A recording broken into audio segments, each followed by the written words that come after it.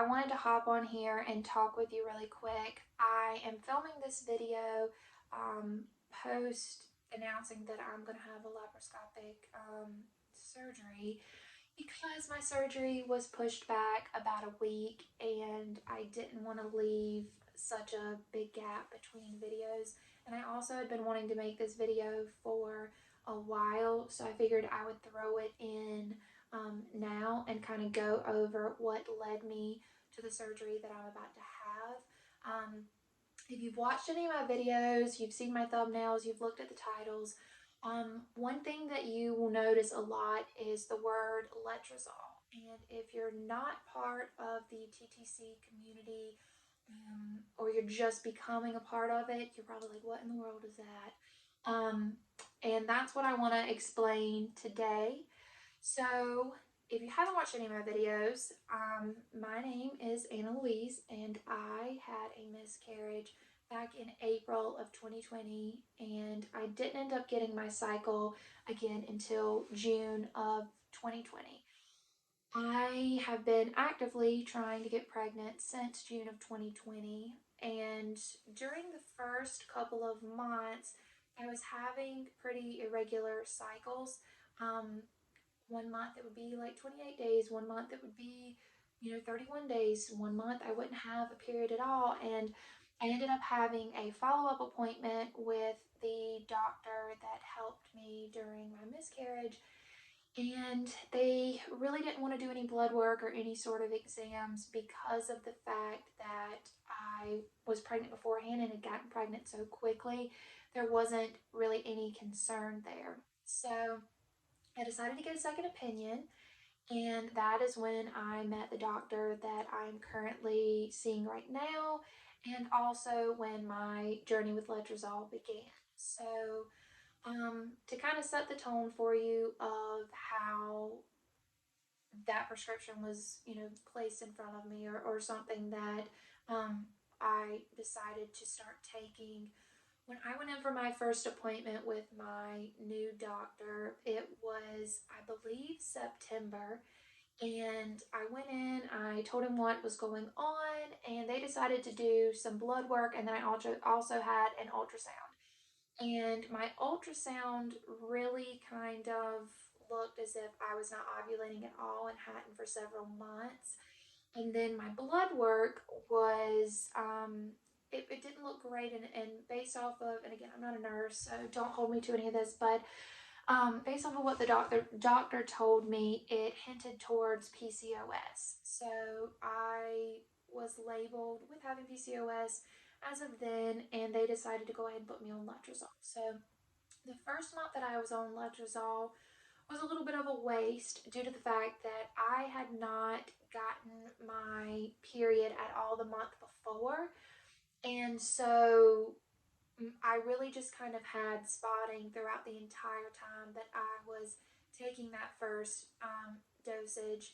And then I ended up getting my period later on, and we started a new cycle. I have taken the medication over the past 5 months, and this is kind of my testimony to it, I guess.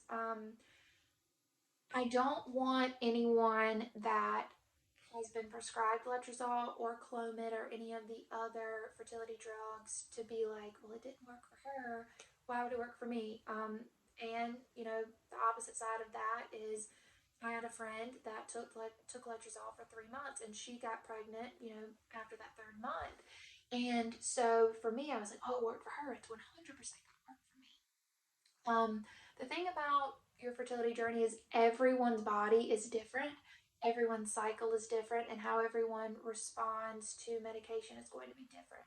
So just because letrozole didn't work for me, it could still be a great option for you in your journey. Um, my doctor and I really did not believe that the letrozole on its own was enough to make me ovulate. Um, it was helping me produce great follicles that were measuring in great, but I really don't think it was enough to I don't think my LH hormones were getting high enough for me to actually ovulate. The only month that I have been on Letrozole that I had a true ovulation experience, I guess is the best way to describe it, is the month that I did my trigger shot, and that was month 4. Month 5 was kind of a throwaway month because we pretty much at last point decided that I was going to have the surgery and that there was something else going on internally, so that we didn't believe letrozole on its own was going to be enough to get me pregnant.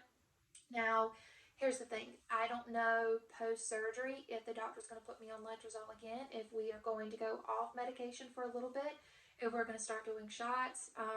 It's really going to depend on how things look post-surgery for us to come up with the next steps.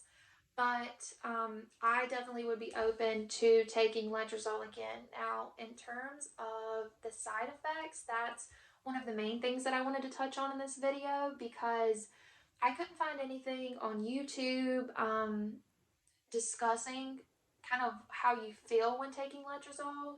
And so in return, I ended up reaching out to a couple of friends that I knew took fertility medication to try to find out what medications they were on and what their experience was like. So one friend that I had, and again, she got pregnant after 3 months of taking the medication. Her main symptom was a heavy period. That was what the one thing that she would have, and then she would have very painful ovulation. I have another friend that she was in the same boat. I never had either of those two things happen. I have normal period cramps, and I didn't have a painful ovulation experience during the 5 months that I took letrozole, so I can't speak on those things and say that I shared those same symptoms. In terms of symptoms that I did experience, I noticed a lot of things that were a lot like pregnancy symptoms, so fatigue, nausea, like my boobs would be sore, things like that. Um, I also had really bad breakouts on my face and on my back, and I ended up finding a skincare regimen that did help me with that. I will put the name of that below if anyone cares, but I wanted to get on some sort of skincare that would help me with my acne, but would also not be harmful if I were to get pregnant throughout the process. So that's been one thing that I definitely noticed, was a lot of hormonal breakouts. My hair as well. My hair became super, super fragile, and if you've watched many of my videos, you probably will be able to notice that my hair has gotten progressively darker since my first video until now. And number one, my natural hair color is brown. Number two, it's because my hair was getting so fragile from this medication that combining that with bleaching my hair was just not going to make sense, and I didn't want to fry my hair off, so here we are, I'm brunette again. But it really did a number on my hair. I will say that my anxiety has been at an all-time high being on this medication, and I have read of a lot of people noticing depression kind of creeping up on them with this medication as well. I will say that to both of those things, going through any sort of fertility treatment is stressful, and I can't pinpoint I've always had anxiety, so I can't pinpoint that to this medication in particular. Um, I just think it's kind of par for the course going through all of this. So, with that being said, this has been my experience with letrozole. I have been wanting to share more with you guys for a while, but honestly, I wanted to have kind of enough under my belt to be able to say, like, okay, these are truly side effects of the medication versus, maybe just an off month. And at the end of the day, the things that, your skin breaking out, your hair, whatever, they aren't enough to make the medication not worth it, because just like my friend that got pregnant within a matter of months, she would not trade anything for her child. So it is worth it, and it can work for some people. And at this point, I don't know that it not working for me was because of the fact that it just didn't work for me, or because of the fact that there's something more going on inside of my body. So I am interested to see kind of what the next steps will be for myself in my letrozole journey after having this procedure. But all in all, I wanted to give you guys my story and kind of my testimony on letrozole, and let you know about really what it does to you and my overall experience. To anyone that's going through this, that is, stressing about the medication, that's stressing about the expenses, um, I am thinking of you and I'm praying for you, and we are all going to get through this. But I thank you guys so much for watching. You have no idea how much your sweet comments and kind words mean to me, and it's so nice to just feel like I have a little community that is willing to share their stories and what they're going through as well in the comments. So I really appreciate you all letting me share my story, and I hope this information is beneficial to you guys as well. So have a blessed day, and I will talk with you guys soon. Bye.